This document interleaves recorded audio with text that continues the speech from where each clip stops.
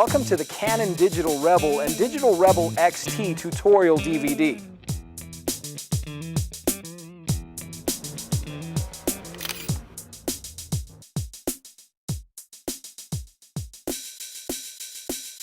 This is the definitive guide for your camera.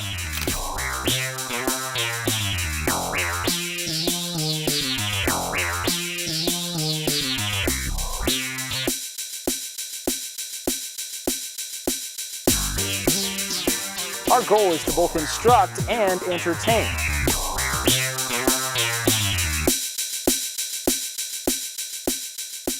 Now this DVD is divided into chapters, so feel free to use your DVD remote to skip forward or review a chapter if needed.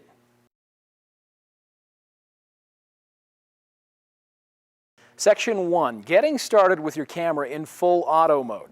Now before you can take any pictures, you'll have to mount a lens, charge and insert your battery, and insert a compact flash memory card.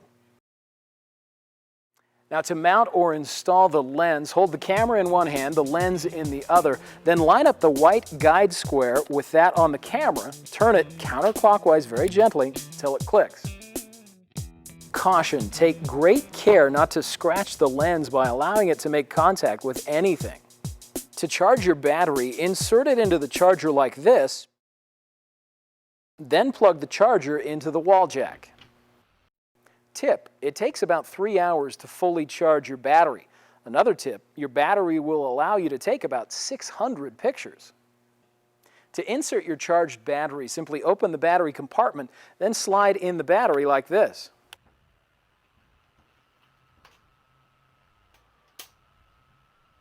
Note, always power off your camera before inserting or replacing your battery or memory card. One more tip about your battery. If you're shooting in cold weather, your battery will hold its charge a lot longer if you put it in your pocket to keep it warm. To insert your memory card, open the memory card slot and insert the card like this. A tip, your camera uses either Type 1 or Type 2 compact flash memory cards.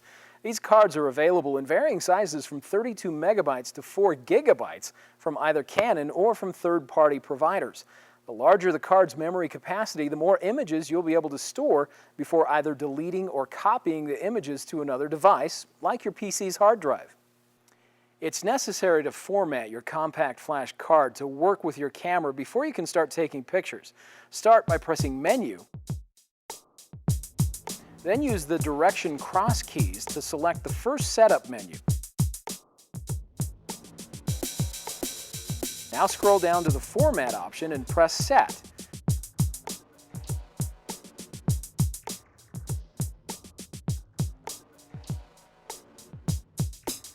The options Cancel and OK will appear. Select OK and press Set again. When the compact flash card formatting is complete, Setup Menu 1 will reappear. Caution, don't reformat your card unless you've already copied the images to another device. Reformatting your card will erase all the images. Another tip, your camera will operate faster if you periodically reformat your memory card rather than simply deleting images from it to free space for more picture taking. To operate your camera, press the power switch to on and turn the mode dial to full auto, indicated by the green rectangle. Now set the focus mode switch on your lens to AF. Now aim your camera at the subject and make sure that at least one of the 7 focus rings is over the subject you want in focus. Press the shutter halfway down until a focus confirmation light shows green and you see a focus point flash red.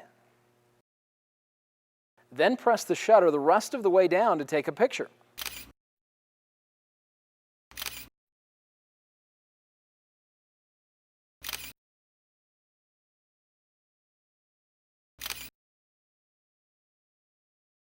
Your picture will show on the LCD for about 2 seconds. Practice taking pictures in full auto mode to get a general feel for how to use your camera.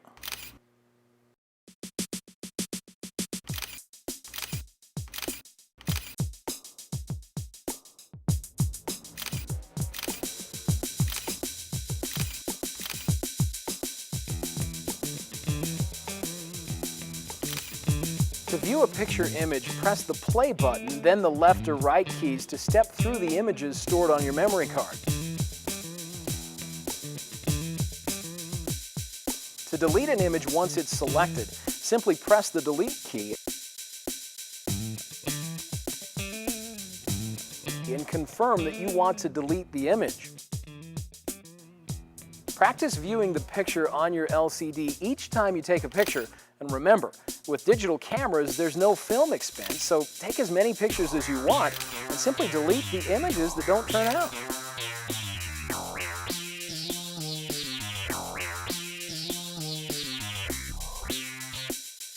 To conserve your battery, the camera will automatically hibernate within about a minute if you haven't pressed any buttons during that time.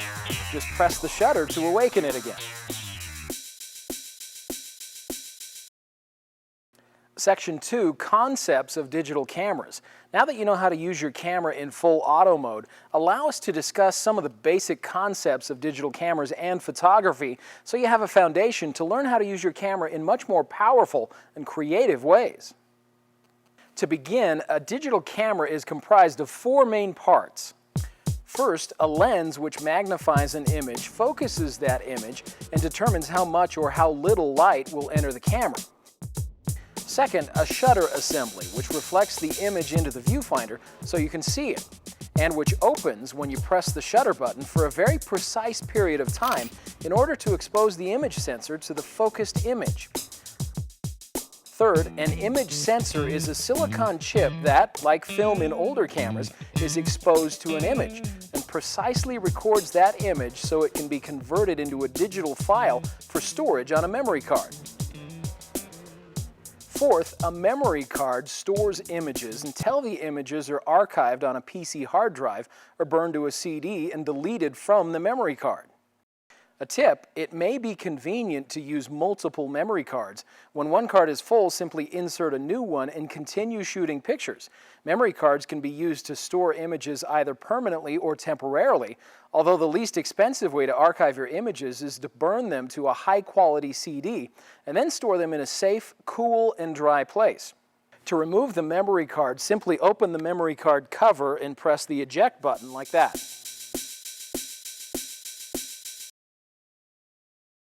A word of caution: handle your memory card with care and never remove it if the red access light on the camera is on.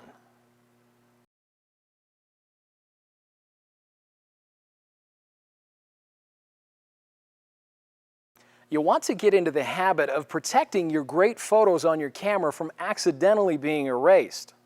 To do this, simply press Menu, then use the cross keys to enter the Playback menu. Then scroll down to the Protect option and press the Set button. Scroll through your images and press the Set button for each image you want to protect.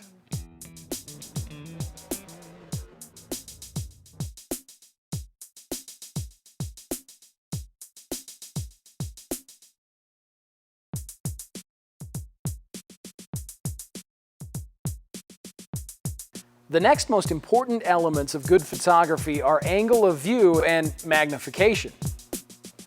Obviously, by moving around or moving your subject around, you can shoot from slightly above, below, and side to side, and closer or farther away to achieve just the right look. Close-ups are great, and you want to include the eyes, well lit. Sometimes a full body shot or shot from even farther back can better help establish your location and situation, which may be what you want. Practice moving your viewing angle to get some really great shots. The lens that you shoot with will also affect the general look of your picture and may be more practical and convenient to use than actually moving closer to or farther away from your subject. A telephoto lens will make things appear closer. This is said to have a long focal length.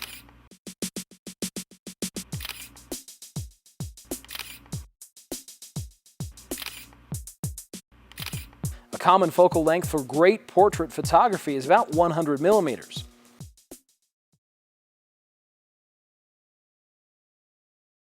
A normal lens is considered to be about what the human eye sees, something between 40 and 50 millimeters. This is said to have a normal focal length. A wide-angle lens will make things appear farther away and will also distort the image in some interesting and fun ways. This is called a short focal length.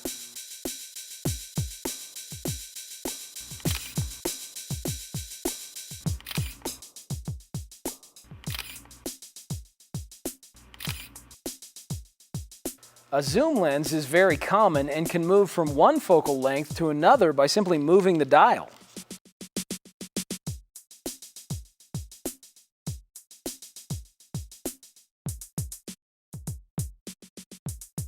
A great advantage to a digital SLR camera is that you can attach different lenses depending on the circumstances. There are more than 60 Canon EF lenses to choose from. You can also use third-party lenses that are compatible with the Canon EF mount.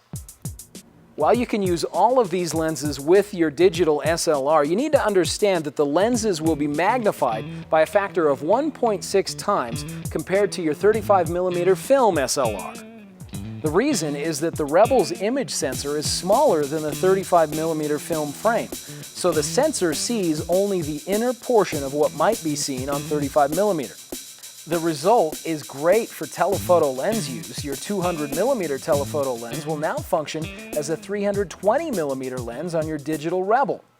The problem is using wide-angle lenses. A 35mm wide-angle lens will show images at 55mm, slightly larger than normal focal length, and an 18mm lens will show images at 28mm, still wide, but not nearly as wide in perspective.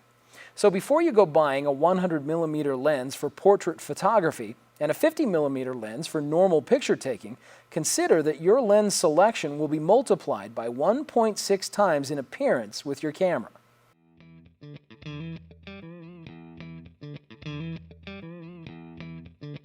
The final elements of a great photograph are composition and design.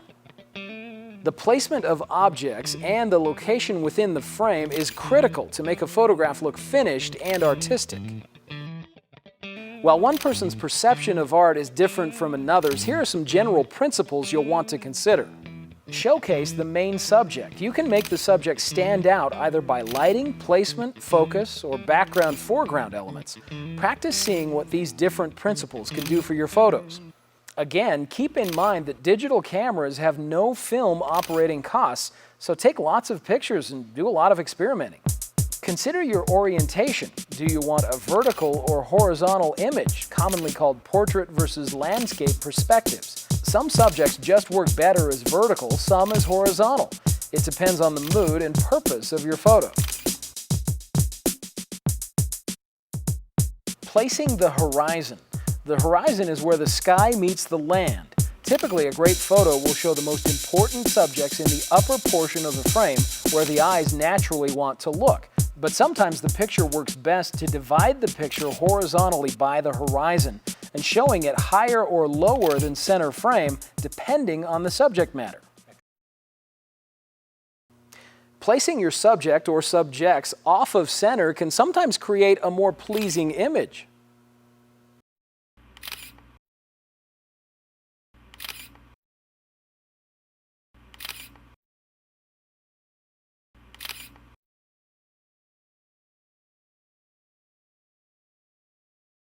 The rule of thirds advocates dividing your viewfinder into thirds, both horizontally and vertically, and then placing your most important subjects on one or more of the cross points.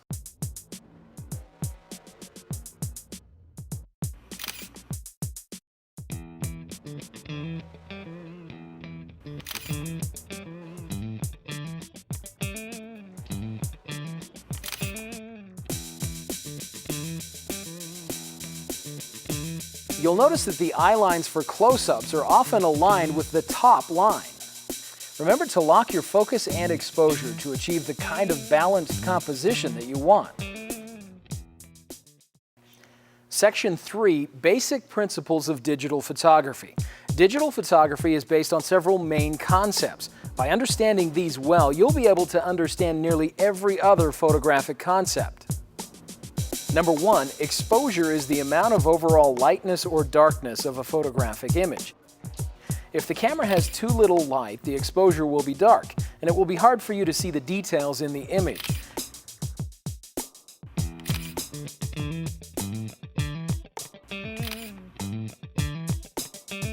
If the camera has too much light, the image will be blown out, too white to see details.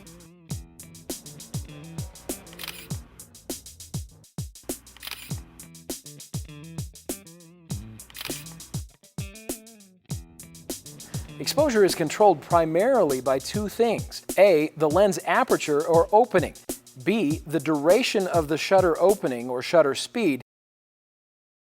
Aperture or opening, which is measured in f-stops. The smaller the number, the more open the lens and the more light will reach the sensor to make the exposure light.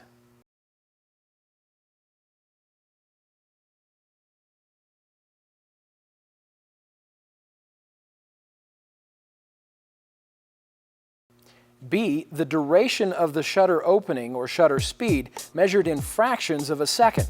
The longer the shutter speed, the more light will reach the sensor, and hence the lighter the image.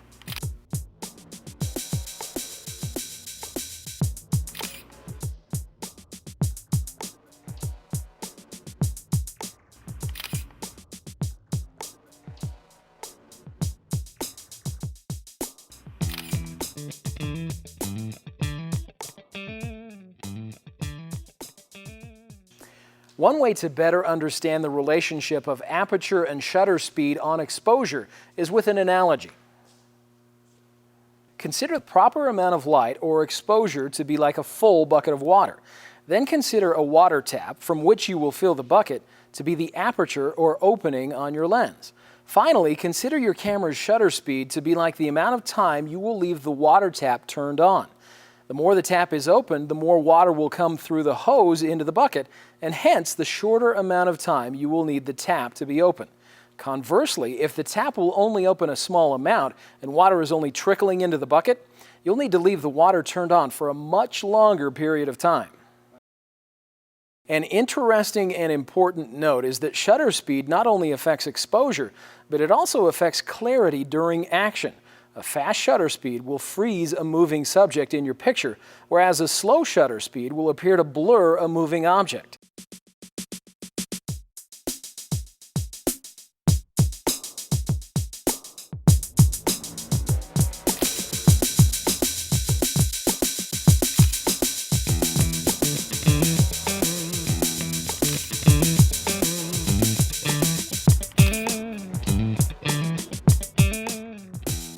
Fast shutter speeds are therefore useful for taking pictures of sporting events. Slow shutter speeds are useful for taking pictures of waterfalls or car lights at night, giving a very interesting image. Just as important to understand are the secondary effects of aperture. A small aperture not only lets less light reach the image sensor, tending to make a darker exposure, but it also makes the entire scene from near to far appear more sharp or in focus.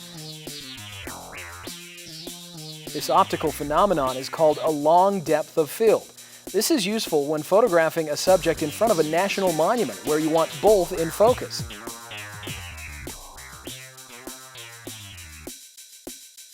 A large aperture has the opposite effect. Only the subject of focus will be in focus.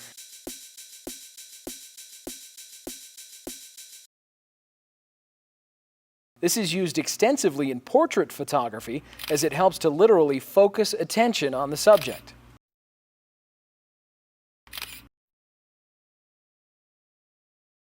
To see the depth of field in your viewfinder, simply press the depth of field button.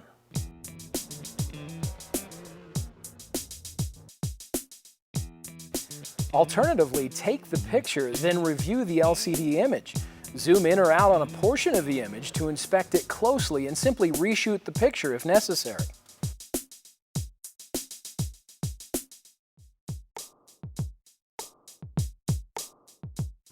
Knowing these principles, you can get just the look with the proper exposure you want.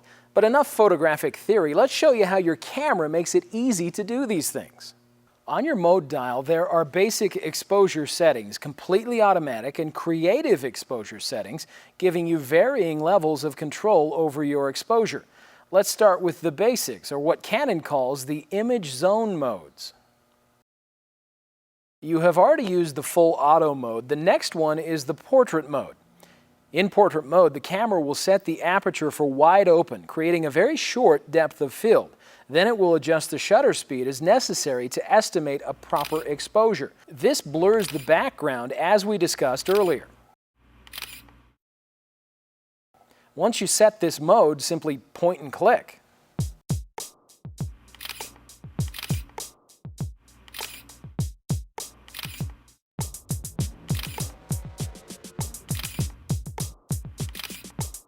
In the landscape mode, the camera will do the opposite, set the aperture for a very small opening, creating a very long depth of field. Then it will adjust the shutter speed as necessary to achieve a proper exposure. This sharpens the background and foreground. The lens is focused at infinity, giving you a clear picture of faraway objects like mountains and landscapes. Again, point and click to become familiar with this auto exposure mode.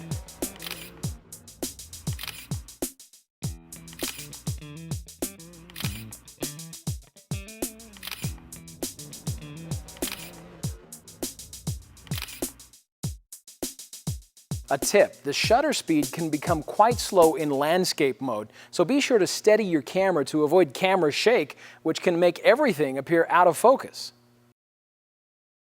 The close-up mode is used to capture flowers and other small objects.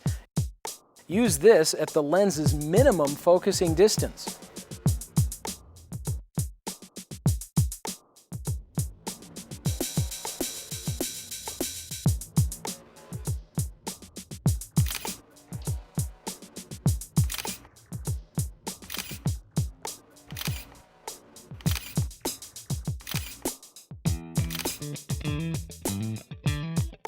The sports mode is used when a fast shutter speed is required, which is done automatically by the camera.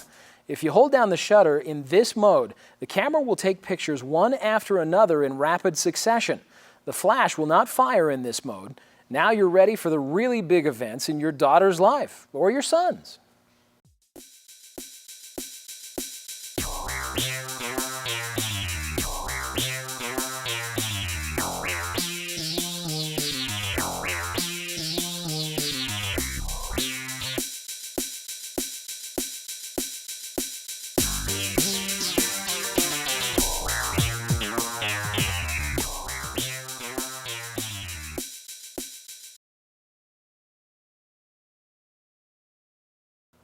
The night portrait mode is designed to photograph people in front of a landscape at night. In order for the subject to be well lit, the flash will fire, and in order for the background to be in focus, the aperture is closed a bit, and in order to compensate for it all, the shutter will open for a relatively long period of time. So hold the camera very still or support it with a tripod. In flash-off mode, the flash is turned off, so you can take pictures with proper exposure in places where a flash might usually fire, but might be inappropriate in your judgment, like a museum.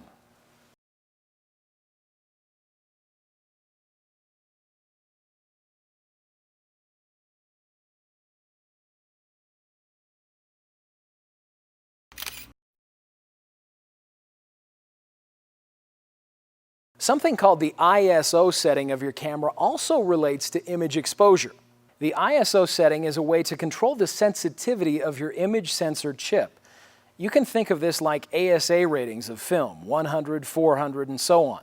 The higher the number, the less light that is required to properly expose the image sensor. To set the ISO, simply press the ISO button, then move the main dial to the setting you want and press the ISO button again. Another tip, keep in mind that the higher the ISO setting, the more noise or digital grain you will introduce into your images. In other words, a high ISO setting can make the image look lousy, full of artifacts or particles. You can use this with all basic or automatic image zone settings except for flash off.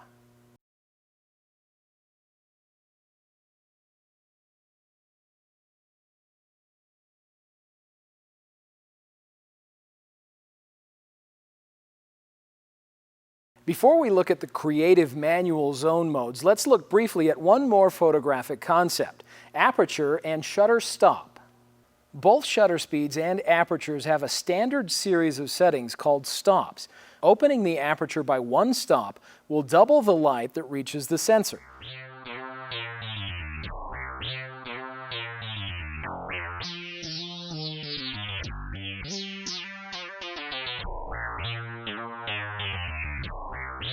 Similarly, speeding the shutter by one stop will half the light that reaches the sensor. Therefore, by opening the aperture one stop and speeding the shutter by one stop, the exposure is kept constant. By opening the aperture 2 or 3 stops and speeding the shutter 2 or 3 will have the same effect on exposure. It will not change. Thus, the amount of light that reaches the sensor will remain constant. Your pictures will be just as light or dark as they were before. What does change? The depth of field and the subject's motion, frozen or blurred.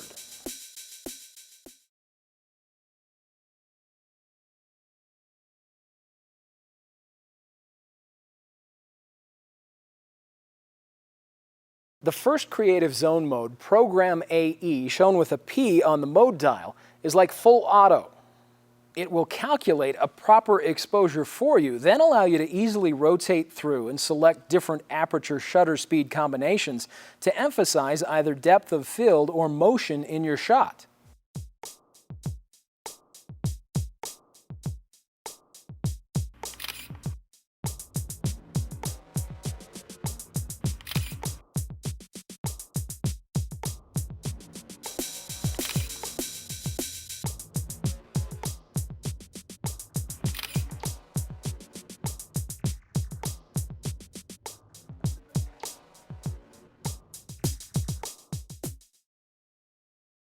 To operate in this mode, set the power switch to on, set the mode dial to P, and press the shutter halfway down to activate the viewfinder and LCD displays.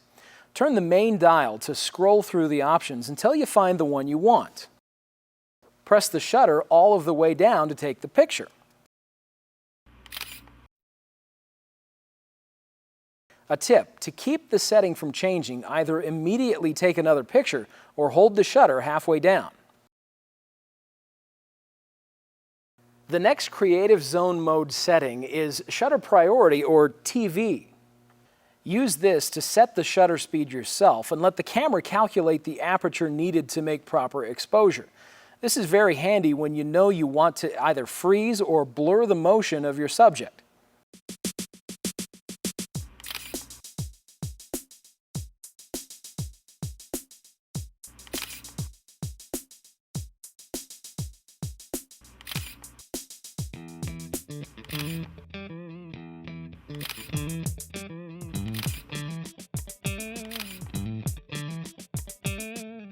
To use this setting, set the mode dial to TV and press the shutter halfway down. Turn the main dial to select a shutter speed as you watch the viewfinder or LCD readout. Press the shutter to take the picture.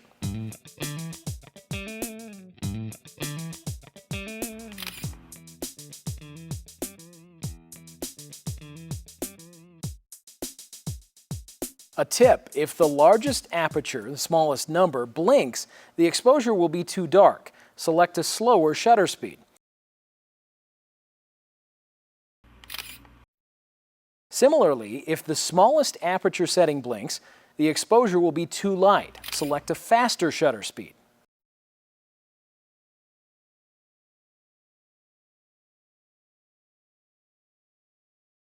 Another tip: remember that you can change the ISO setting to make the image sensor less or more sensitive and provide you with a different range of shutter speed options.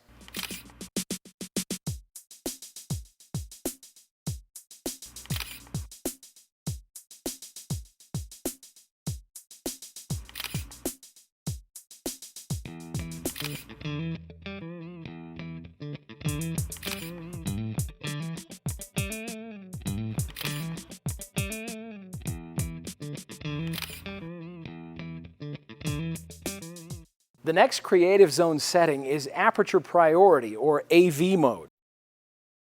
Use this to set the aperture setting yourself and let the camera calculate the shutter speed needed to make proper exposure. This is very handy when you know you want to create a long or short depth of field.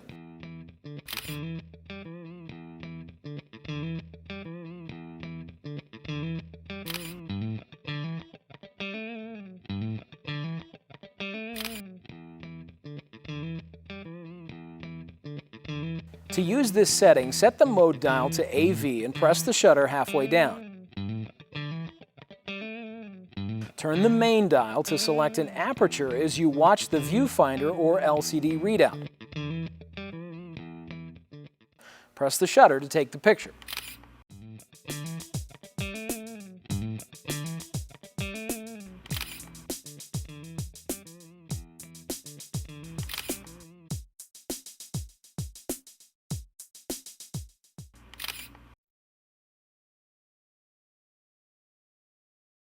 A tip: if the 30-second shutter speed indicator blinks, the exposure will be too dark. Select a larger aperture. Similarly, if the 4000 shutter speed indicator blinks, the exposure will be too light. Select a smaller aperture. Again, remember that you can change the ISO setting to make the image sensor less or more sensitive and provide you with a different range of options. Before we discuss the last two creative zone settings of your camera, let's show you a couple more useful exposure settings for your camera. Even when using one of the basic or creative zone settings of your camera, you may find it useful to change the exposure up or down a bit. By using a plus exposure compensation, the subject will get a bit brighter. By using a minus, it will get a bit darker. To use the exposure compensation feature of your camera, press the shutter button halfway down to activate the displays. Press the exposure compensation button with your thumb as you turn the main dial to the plus or minus end of the scale. Each unit on the scale represents an exposure stop, doubling or halving the exposure. Now press the shutter button the rest of the way to take the picture.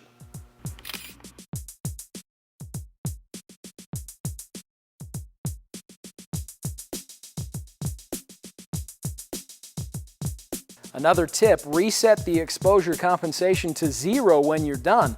Otherwise, it will remain in effect even if you've powered your camera off and back on again. A second useful exposure feature of your camera is the exposure focus lock feature.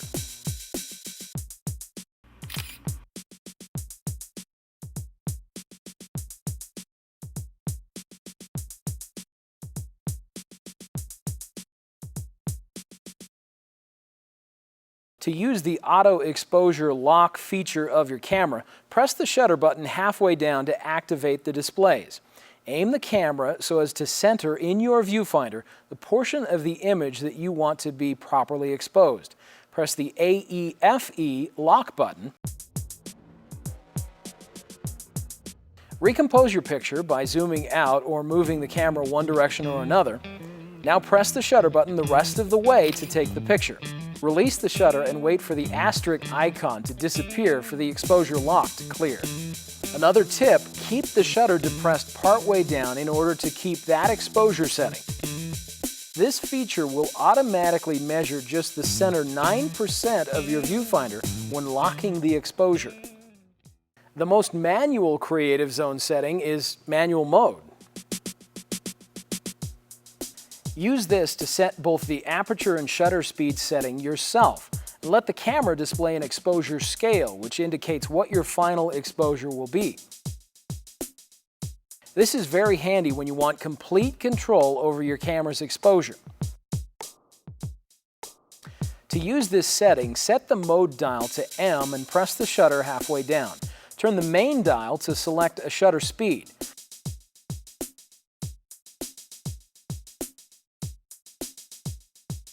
Press the AV exposure compensation button while again turning the main dial to change the aperture.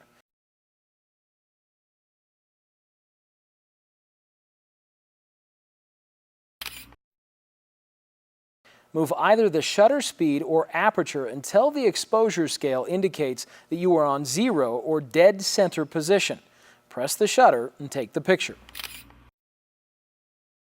A tip: if the exposure scale indicator is on -1 or 2, your exposure is 1 or 2 stops darker than expected proper exposure.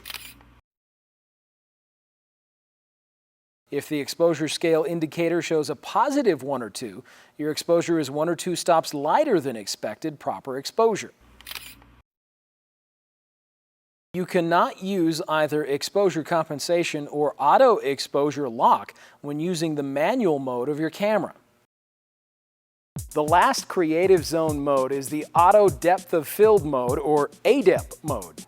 It will evaluate all of the focus points to determine an aperture that will give enough depth of field to keep them all in focus. To select this mode, switch your mode dial to ADEP and point and click. Note, you may need to hold the camera very still.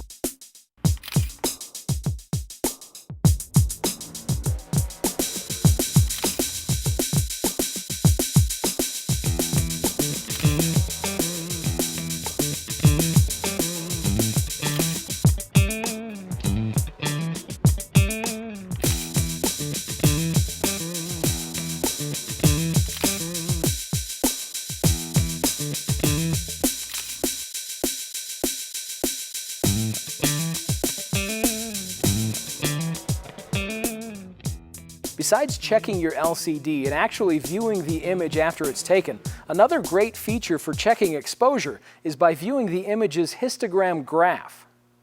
A histogram is a graph of all the highlights and shadows of your photo. It represents the range of brightness from shadows on the left to highlights on the right of a horizontal axis. Midtones are shown in the center. On the vertical axis, the magnitude from 0 to 255 of brightness is displayed. The higher the vertical line at any point along the horizontal axis, the greater the number of pixels that the image sensor captured in that range of shadows, midtone, or highlights. A histogram of a photo showing only a lot of pixels in the shadows range on the left side of the graph represents a picture that is mostly dark. And similarly, a histogram of a photo showing only a lot of pixels in the highlights range on the right side of the graph represents a picture that is mostly light.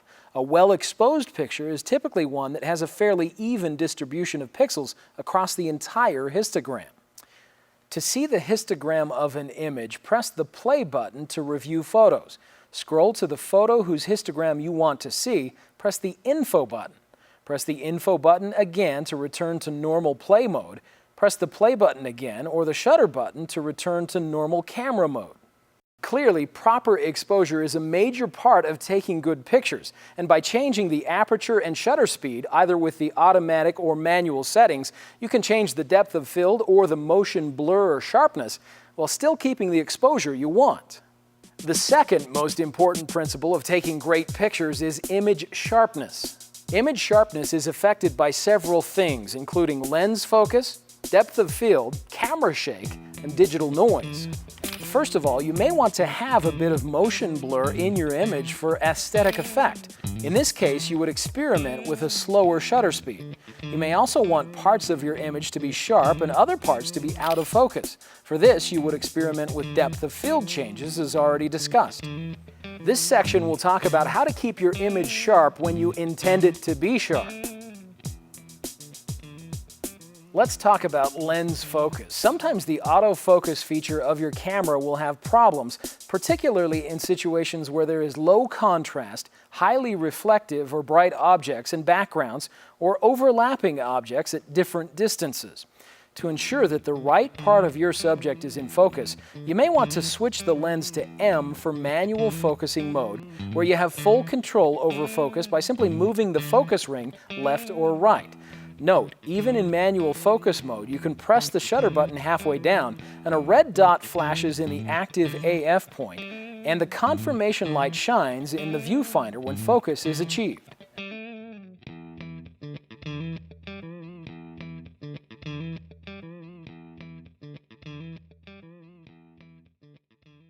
To stay in autofocus mode but gain a bit more control, you may find it helpful to lock your focus on a certain point before recomposing and taking the picture. To do this, with the focus switch on the lens set to AF for autofocus, simply press the shutter halfway down until the focus light and the point appear.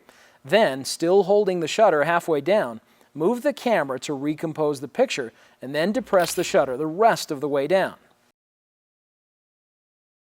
Another way to get more control while still in autofocus mode is to select a focus point. That is, tell the camera which of the 7 focus points it should focus on, rather than the closest one, which is the default behavior of the camera.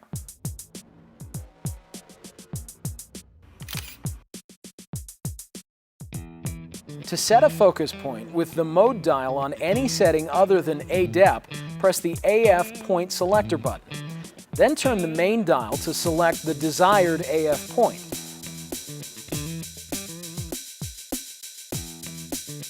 Then depress the shutter to take the picture.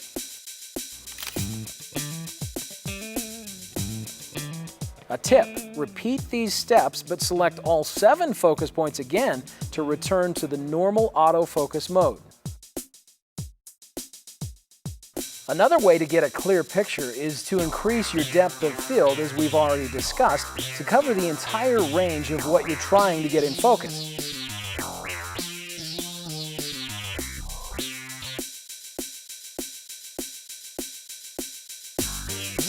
That way, even if your lens focus is a bit off, you may still have a crystal clear image recorded by the sensor. Another cause of poor focus is camera shake. That is, movement of the camera while the shutter is open, exposing the image sensor.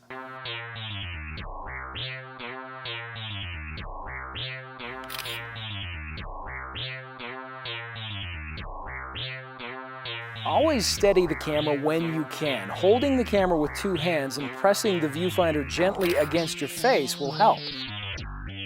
Lean against something if you can, and where possible, use a tripod, monopod, or even a bean bag to rest your camera on. You can also reduce camera shake by selecting a fast shutter speed. This keeps the image sensor from being exposed to shaking conditions more briefly. One general rule of thumb that you may find helpful is the rule of 1 over the focal length. For example, if your lens focal length is 300 millimeters, set your shutter speed to at least 1/300th of a second. If your focal length or zoom is set to 30 millimeter, you may get by with a shutter speed as low as 1/30th of a second or so.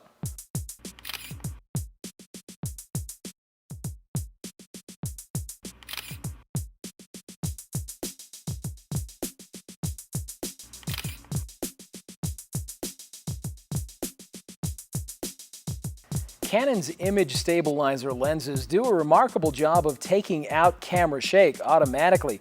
Digital grain or noise makes the image appear poor or out of focus. Don't enlarge an image too much, and if you know that you must enlarge an image, select a large file format as possible.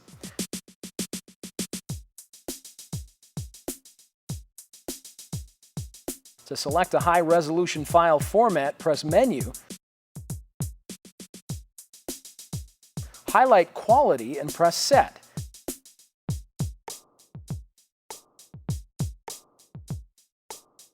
Highlight one of the high-quality choices, such as Large.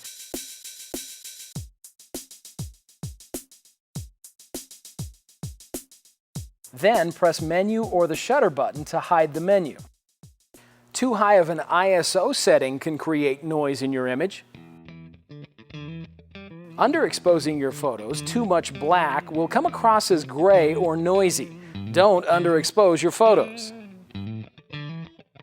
Saving images in JPEG compression format creates some noise in the image.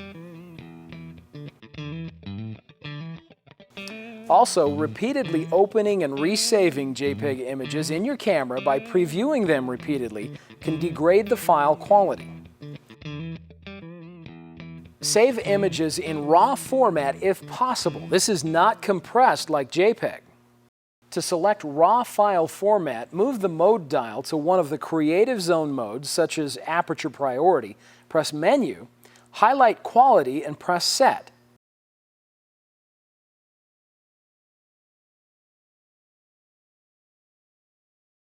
Highlight RAW,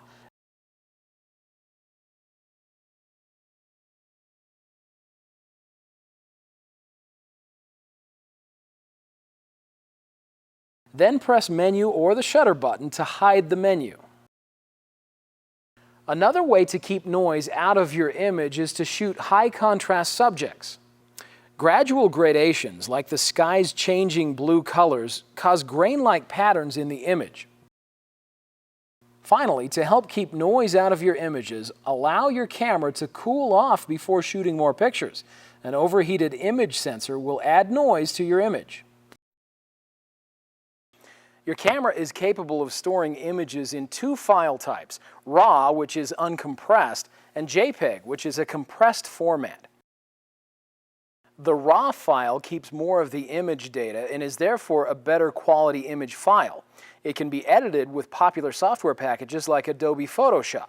If you have plenty of memory space available, or if you plan to manipulate your photos in Photoshop, you'll want to shoot photos in RAW format.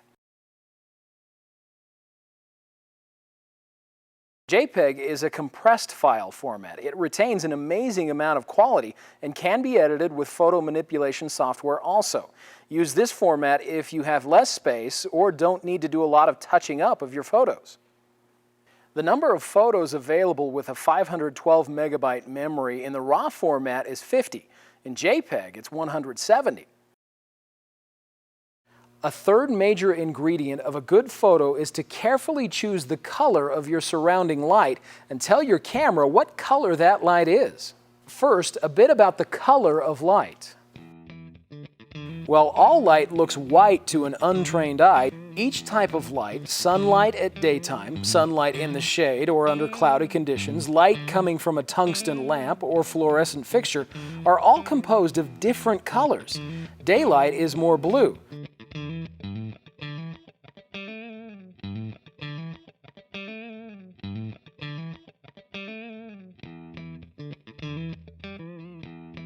If your camera thinks that you're photographing in daylight, but you are photographing in a setting that uses tungsten light, your image will look overly red. While all light looks white to an untrained eye, setting your white balance, or telling your camera what the color of white light is, will help your pictures have a proper coloring.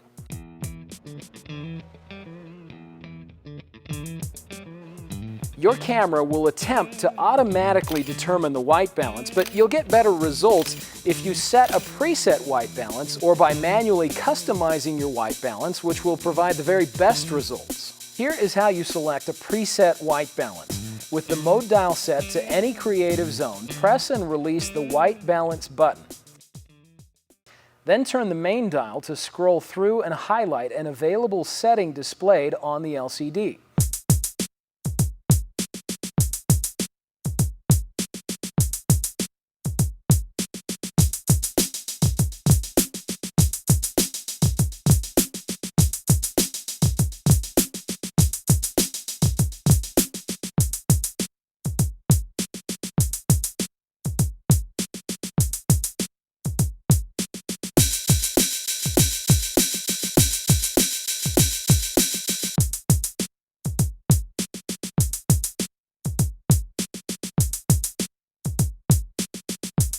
Your flash will usually be a bit blue in color, more so than daylight, so set your white balance mode to flash when using the flash for great frontal lighting that is also compatible with the background's lighting and color temperatures.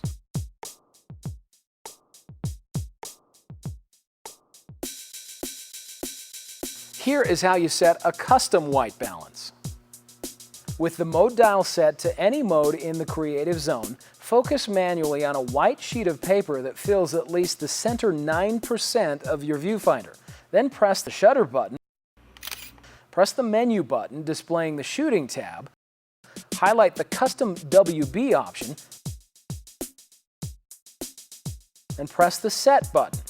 You should see the white paper image you just photographed, or press the arrow left or right to display that image, then press the set button. Press the shutter button or menu button to exit. Then press the white balance button. Then turn the main dial to scroll through and highlight the custom settings displayed on the LCD.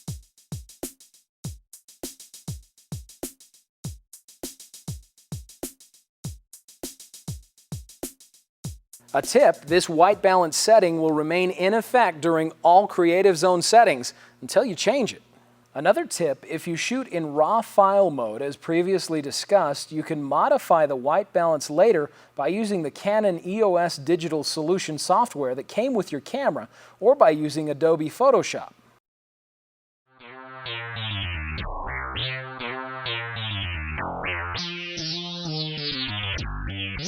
You can measure light by using your camera's light meter in manual mode. This will weigh most heavily the center portion of your image. By using a long focal length lens or zoom lens in telephoto position and measuring the light on each part of your photo frame or subject, you can get a sense for how bright or dark the various areas are. If an area is too bright, it will be clipped by the image sensor and appear completely white. If an area is too dark, it will appear grayish and full of noise. When light shines directly onto your subject from a bright lamp or other source, it can create stark contrast and pronounced shadows. Usually, it's more flattering to your subject to shoot under cloud cover, in the shade, or with reflected or diffused light, such as when light reflects off an umbrella or shines through silk. The direction of the light will impact the end result. Study and experiment with placing your subject or bouncing or reflecting light so as to achieve the look that you're after. By shining a bit more light on one side of an object than another, you can create an illusion of three-dimension, which is important for good two-dimensional images. The greater the contrast between the light and dark portions, the more dramatic your photo will be. As discussed previously, a great photo will show a full range of light from highlight to shadows as shown in the histogram of that image. Direct your subjects and light your scene if possible until you can achieve a great balance of highlights, midtones, and shadows in your picture. Use backlight to create silhouettes when desirable. Use either auto exposure compensation in any creative mode or the manual mode to achieve this. You can review those sections at any time by pressing the Skip Chapter Backwards button on your DVD remote.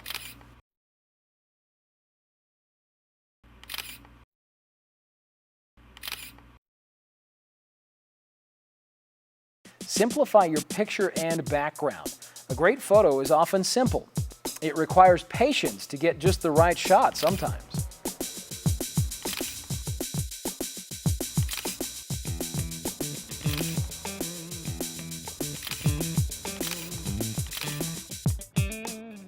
To direct the viewer's eyes and to make a picture interesting to look at, notice the lines, shapes, and textures of your subject and apply composition principles in a way that will accentuate these things. Sometimes a great picture is waiting for you in the patterns and repetitions of daily life that are often unobserved.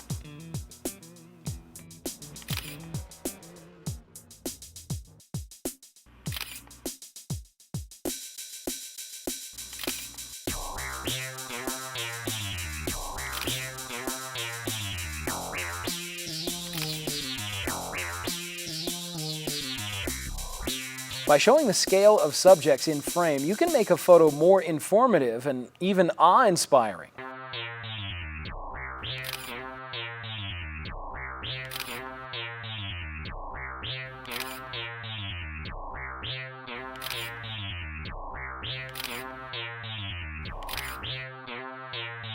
And finally, use foreground objects as natural frames to enclose and give contrast to your primary subject. We hope you've learned a lot about your digital Rebel or Rebel XT and had some fun while learning. Please look for our Advanced Tutorial DVD, which will show you many more tips and tricks for taking great photos of people and nature. It will also discuss digital workflow issues, how to manipulate your photo images using Adobe Photoshop, and ways to archive your photos, such as burning them to CD. You will also learn to enjoy and share your photos in new ways by creating video photo montage DVDs.